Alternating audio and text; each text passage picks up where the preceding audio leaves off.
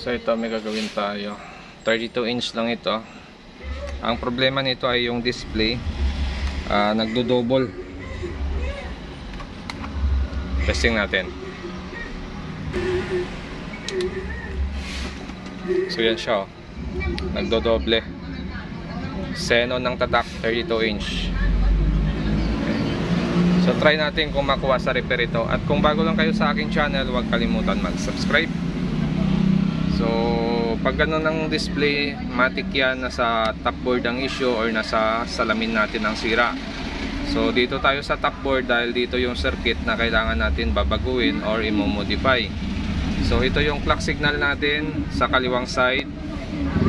Yan. So nakalagay naman dyan clock 1 to clock 6. Okay, tapos dito naman sa kabila mayroon din yan. Ito. Yan. Ito din yung clock signal natin.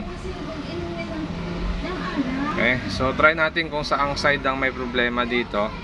So pag nag-cut tayo, doon muna tayo sa madali i-cut. Dito pwede tayo mag-cut dito. So 6 clock signal niya, 1 to 6, 2, 4, 6. Tapos may dalawa dito na LS, tapos STB. Yan. So ginawa natin dito, nag-try muna tayo mag-cut doon sa madali i-cut.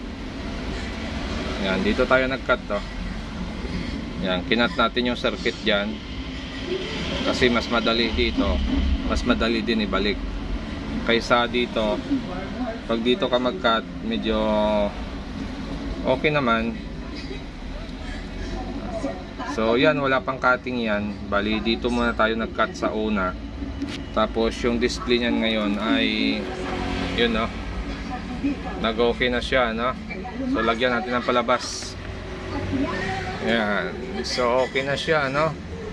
Buti na tsambahan natin yung side na damage. So isang cutting lang tayo, yun na yung pinaka problema niya. Yan. Okay na.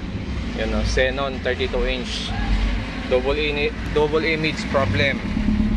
Ngayon ay okay na siya.